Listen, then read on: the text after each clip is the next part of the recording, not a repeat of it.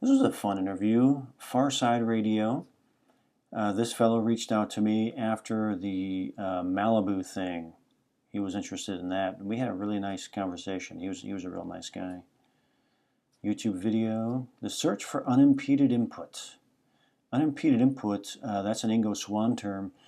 And what that means is that when the quote-unquote target is obtained, quote-unquote, it can, if it comes through unimpeded, it is in its pure form into the viewer's awareness, in its pure form. It's all just like whoosh, all there. Impeded input is, as Ingo was trying to interpret, was when that quote-unquote signal or input, I prefer to call it the input, goes through, is making its way through and goes through varying channels of mental processes. And as it goes through those mental processing realms, it gets altered and changed. So I was looking for the unimpeded input. And so what I was doing here was, again, I grab a blind target, and the target doesn't mean anything to me. The target is meaningless to me, meaning I don't care about describing the target. I care about what's going on inside of my brain, my autonomic system, my neural system, my nervous system, when it is being influenced by the input. That's what I'm interested in. That is the work. That's the good work. Anybody can go describe the target. Just describe the target remote viewing is the most boring thing. To me, it's boring. It's really boring. It's interesting for a lot of people, but I get more into that later. But that's that one. Navigating the mental barriers, meaning the mental barriers, the mental processing realms, all the things that are going on below the threshold of my awareness. I was exploring, and I was exploring them through these blind targets. And that's why I said the target. Oh, that was the only purpose of the target. A lot of people got upset with me when I would say that. You don't care about the target. You call the target meaningless, as if I was insulting the target. That was hysterically funny to me. I thought that was so funny.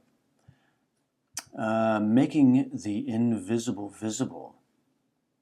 Yeah, again, more invisible meaning below the threshold of awareness.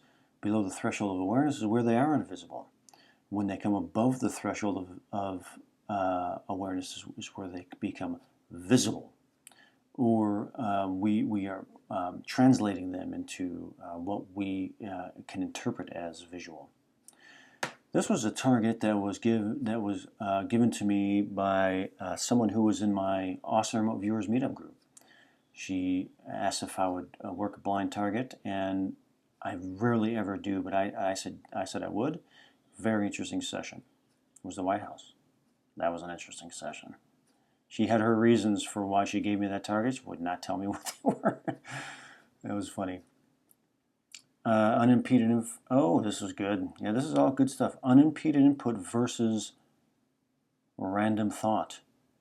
Unimpeded input versus random thought. And so again, I'm in the battle here of what is taking place during an actual remote viewing session, during an actual remote viewing, which is, I don't really want to call it a battle, just use it as a generic term, or the fight between unimpeded, impeded, and random thought. There's all kinds of things going on. But if you know, as time went on, the whiteboards kept getting bigger and bigger, kept getting bigger and bigger whiteboards. Unimpeded input. The journey continues, just continuing. As I'm exploring what's going on in my brain, as it's being stimulated by this remote, the state of this thing that we generically term a target. Bizarre target, that was just some weird thing. My contribution, any neuroscientists paying attention, I was a little upset in this video because I'm doing all this work in my opinion, making all this great contribution. I'm only getting 100 or so views. And where are the neuroscientists? Why aren't they looking at this and going, we need to study this person's brain. We need to study this person. And nobody ever did. I couldn't believe it. Still can't. Let's see, the memory comparison realm. These are so important because these are things that somebody getting interested in remote viewing will maybe read about these things in their training or whatever, or in their research. They may be called different things, but they'll be taught to stay away from these things. They'll be taught to stay away. There's a term in remote viewing called analytical overlay, AOL. It's like, oh, it's the big taboo. Stay away, stay away. If you get an image, it's AOL. Get rid of it, run away, run away. It's like, wait a minute. What if I don't run away? In fact, what if I run to it? In fact, why don't I go into the part of my brain where that process is taking place and explore that? And explore it more and more and more. And that's what I did. As I say, I was taking all the rule. I got a whole fireplace full of the ashes of rule books. This was Ingo Swann and the mental processing realms. Ingo, in my opinion, Ingo was an explorer. He explored, he documented, and he published it. And I'm very glad that he did, because the exploration continues. Quantum imaging and mental words. I was exploring, I wanted to go into the parts of my brain that were generating images and the parts of my brain that were generating mental words. Where was that coming from? How was my brain interpreting these inputs into quantum images and mental words? Exploring that. This was an interesting one. The target was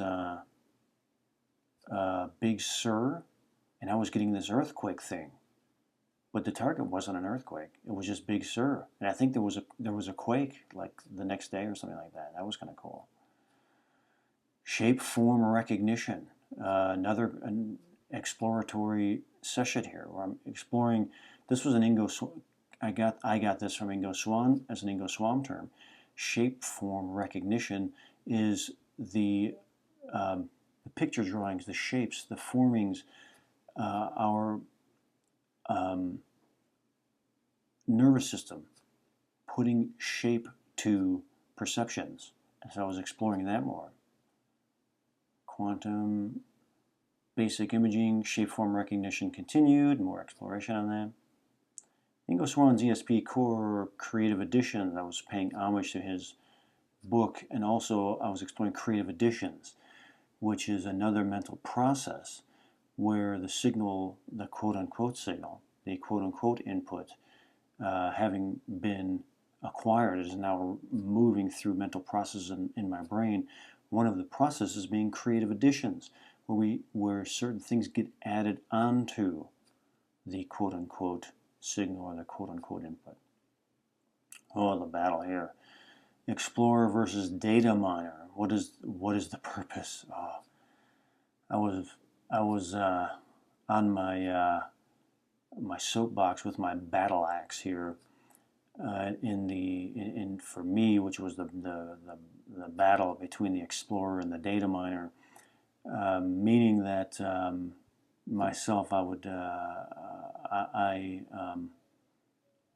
relate to or see myself as an explorer of remote viewing, whereas a data miner is just someone who does remote viewing for the purpose of obtaining data. That's it, about the target, for themselves or for other people, mostly for other people. So I term them data miners. And so I was kind of, with my, big sword of altruism, swinging it around, saying, the explorers don't get any attention, the data miners do. The explorers are, the rebels, the ones in the front line, the ones who jump in the deep end, who jump in the fire, who go and lead the way. The data miners are, basically the worker slaves, in my altruistic argument there. So I was really into that there. Let's see, second reality, destination second reality. This was another Ingo Swann concept that I was exploring very deeply, that where does remote viewing happen, or how does it work, or where does it come from?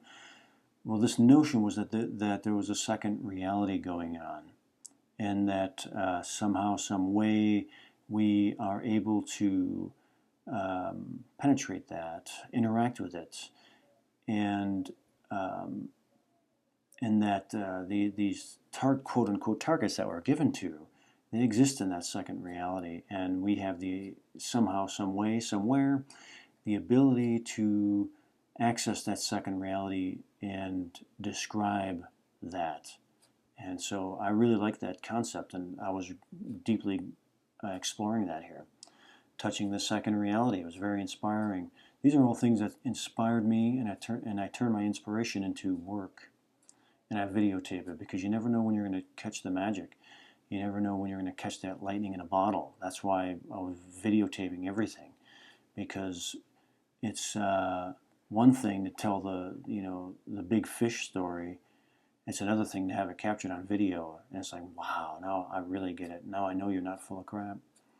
Let's see, nucleus, word to form conversion.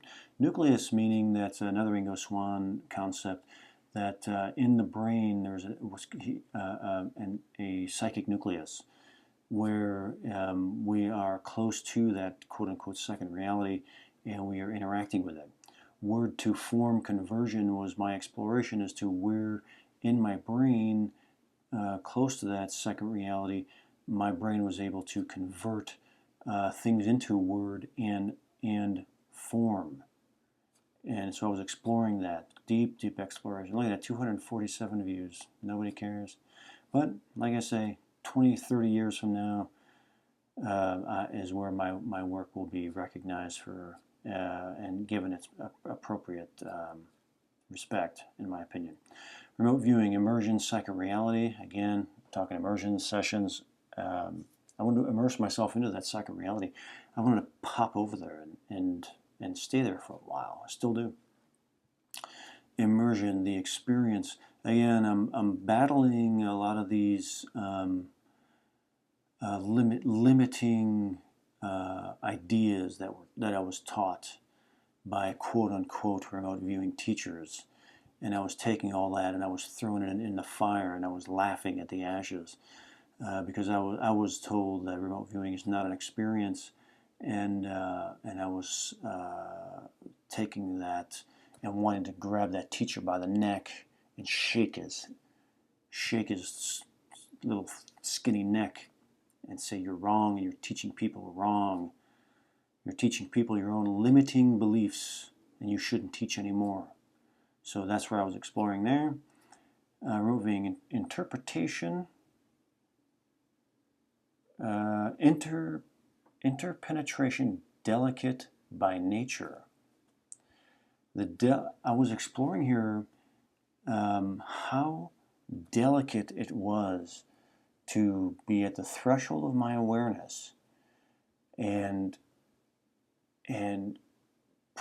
perceive a perception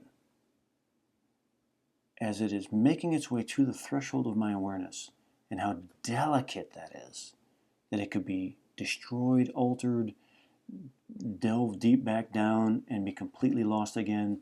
And so I was exploring that. This was this was interesting here. Glial cell interpenetration by Dr. Persinger. Meaning that I was exploring some of the work by Dr. Persinger, who did work with Ingo Swann, and he was a professor up in Canada. He's the guy who invented the God helmet. He was looking at the possibility that the input, or these quote-unquote signals, remote signals may be traveling through the glial cells in the body and making their way up into the interpretation parts of the brain where they were reconstructed. And so I just thought that was so interesting. So I don't want to just read about it or sound like I know what I'm talking about. I wanted to use a target and go into a remote viewing experience and see if I could experience my own glial cells and how that might work. So glial cell interpenetration, nervous system, neurons. I was using the target in the remote viewing experience to go in and experience these things as best I could. Glial cell infusion illumination, meaning if that is true, that the quote-unquote input or the quote-unquote signal may be traveling through our bodies, through the glial cells, into the brain, through the nervous system, into our neurons, that would they be illuminating the neurons with information, or how do I even want to say it, the state in which the input exists in, that we then deconstruct and decode and interpret into all the different senses and all that kind of thing. Is that what was going on? So that's what I was exploring there. Same thing here in our physical senses in the glial cells. This was an interesting one here. The target was, I think it was like a body armor or something like that. But I was describing the molecular structure of the carbon. What was it? The boron carbide molecules. Oh man, I love that. That was great. This was another one here. I was a fellow named Stuart Edwards reached out to me, asked me if I would be willing to work a target under blind conditions. I rarely ever do, but I felt that I should with this one, and I did. Did 4 sessions. YouTube banned one of them, stating copyright infringement. But the target was an idea that this guy had of an invention of a DNA marker. So it wasn't real, it was an invention. It was an idea that he had of being able to modify someone's DNA and put a unique marker in it, so that way that person could be identified, that person's identity could be verified 100%. Because what he was saying, or the reason he came up with the idea, was that I think he was saying that every 2,400 human beings have identical DNA or something like that. So the odds are pretty good that if you weren't the guy, your DNA could prove that, but that there was a small percentage of fallibility. And so he came up with this idea of a DNA marker that would make sure that your DNA was 100% identifiable. And he wanted to see if his intellectual property could be safe from a remote viewer.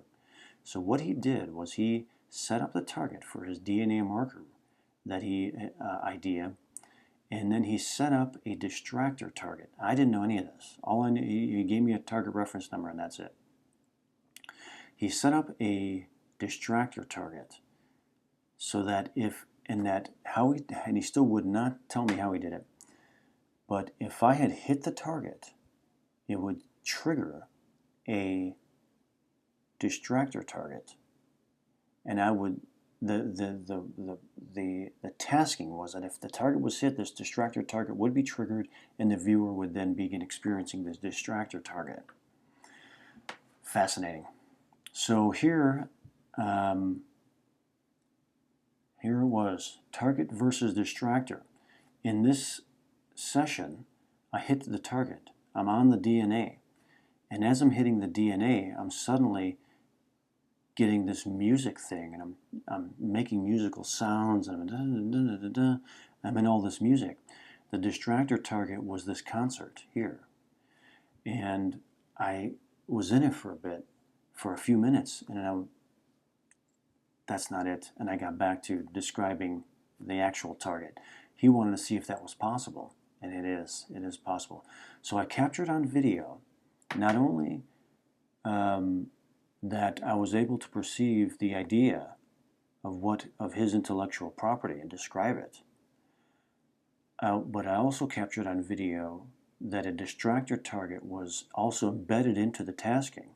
I experienced the distractor target, and I was able to move beyond the distractor target and get back to the actual target, which was he was attempting to hide from me. So and that's all captured on video. Probably the only time, maybe sometime in the future, but that's this right here is, in my opinion, extremely rare, very important. Breaching the marker, so there it was there. This is really important stuff. Looking at 346 views, in my opinion, one of the most important things captured on video pertaining to human perception, human capabilities, human perceptual abilities. You got 346 views. If I put a UFO on there, it would probably have 300,000 views. People love claptrap. They don't want the real deal. They want stupid shit. This was me and Jerry here. He had a target for me. This was the crash of a Russian airplane. I would see what was going on, and I got the Russian airplane part. Inspiration in motion. I was exploring here more. I think it was going on here with more physical movement to explore my physical movement in the process of interpreting this, and entropy, I think, as well. The importance of calibration. This is a very important video for any remote viewer. Calibration meaning that if a viewer is working a lot of real-world targets, or more importantly, if they're doing unverifiable targets or esoteric stuff like UFO crap, I don't recommend really doing those targets, or I don't recommend doing them often, because it's in my opinion damaging to the viewer. So calibration targets are fully verifiable targets, and do them often, so the viewer can know the difference. Well, I go into knowing the difference between claptrap and a real target. But anyway, that's important. The importance of calibration. Very real pursuit.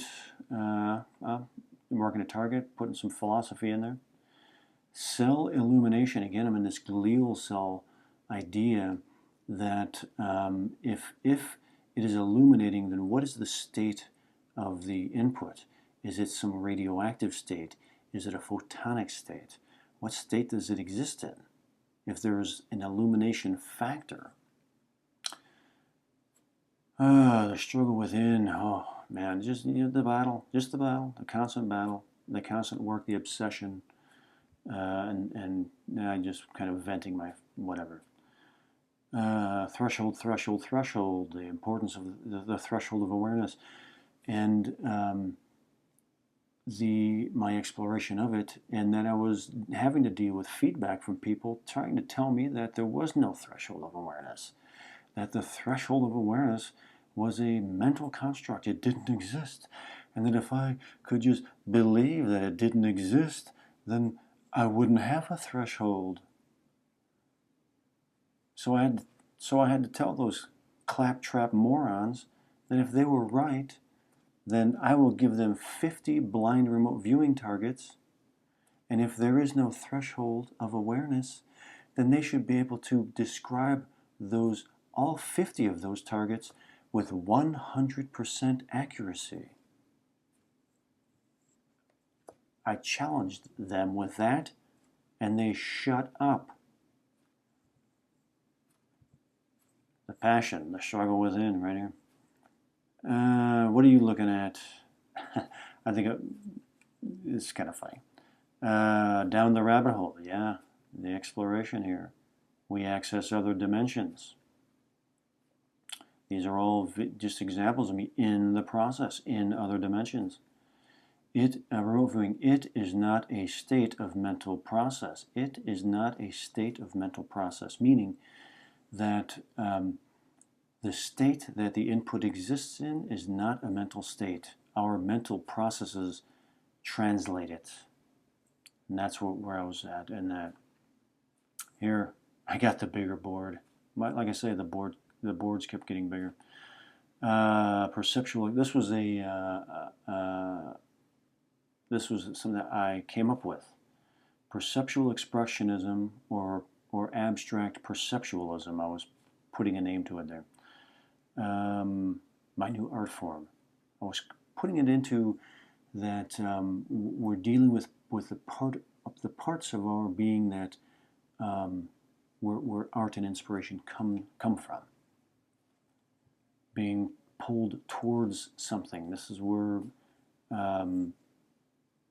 curiosity comes in. Towards my masterpieces, yeah. What do I got here? Rust never sleeps. Oh, describing the target here. The experience is the art. It is. It is. Throw the rule books in the fire. Free your mind. This was a talk I did with Daz Smith and Deborah Katz. The three of us got together and had a nice long talk. What do we got here? Subliminal barrier equal prison wall. Does the subliminal barrier equal a prison wall? Meaning, I was exploring this notion that the subliminal barrier, that beyond the subliminal barrier is who we are, who we really are. Beneath that subliminal barrier, we get to the true nature of who we are. And that our conscious awareness exists, quote unquote, outside of the, about this liminal barrier. And was it a prison? Was it some kind of a prison? Or was it placed on us? I was exploring those ideas. How do I feel about that now? I take prison notions and all those kinds of things, and I put them right into the fireplace with the rule books. Any prison is of one's own creation, or they have agreed to it. We have a lot of choice. We have all the choice. Don't let anybody tell you otherwise. Below the threshold, here it is. Below the threshold, our true nature. Our true nature is, quote unquote, below the threshold of our awareness, below our threshold barrier.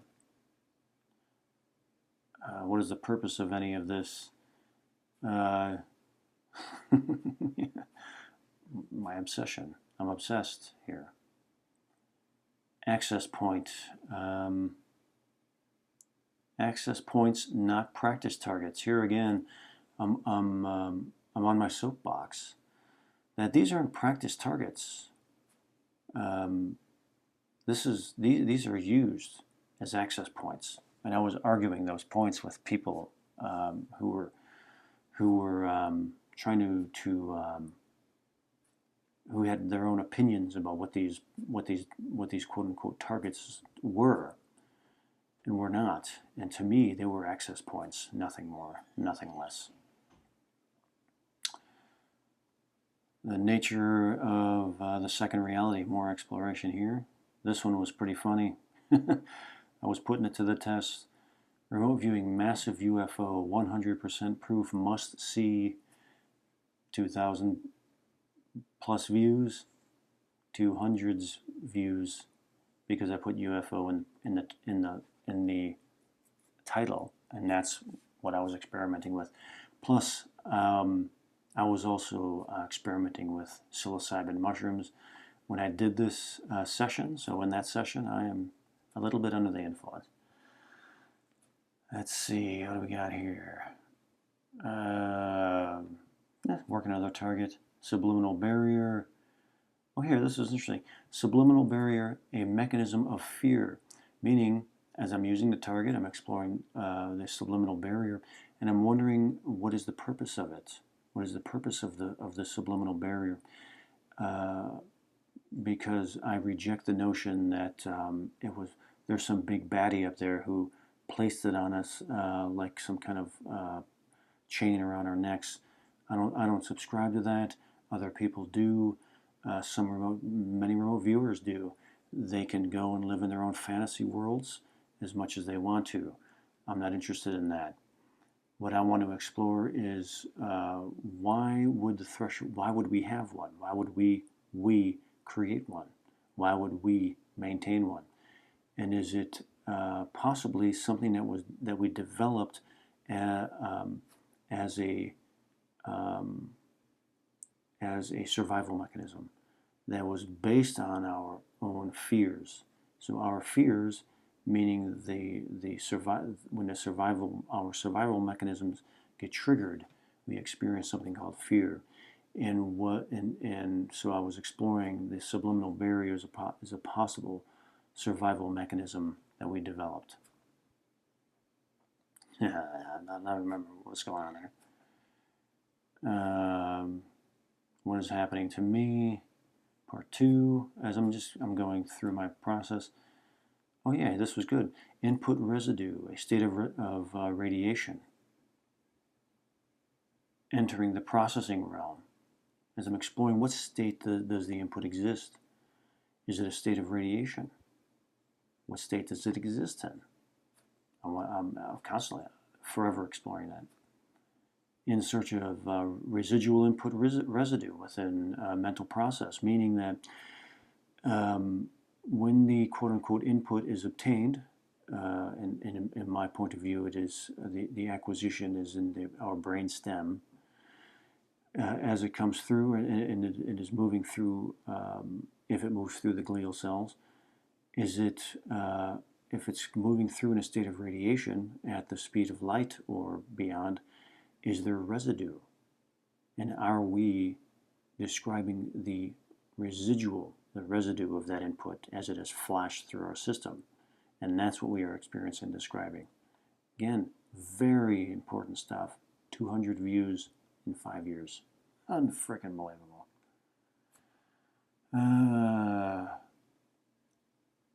Pioneering neuroscientists. Input residue with shapeform comparators. Again, I'm using the target to explore these mental processing phenomena. Let's see. Paul Smith stopped by. We had a conversation. We went and hung out and had lunch with Hal Putoff. What a cool guy. Great guys. Loved him. Again, talking to him about Ingo and everything else. Aesthetic impact. What does that mean? Aesthetic impact is a term, remote viewing term, maybe even come up by Ingo Swann. Totally, in my opinion, misunderstood, uninterpreted. What does it mean? And it is also something that is trained to objectify and get rid of. Trained to get rid of. No. Come on, Ingo. I slapped Ingo with that one. Slap it. Ingo. Here's a slap. What do you mean? Get rid of your aesthetic impact. No. Or at least in stage 2, you want to get rid of your aesthetic impact. No.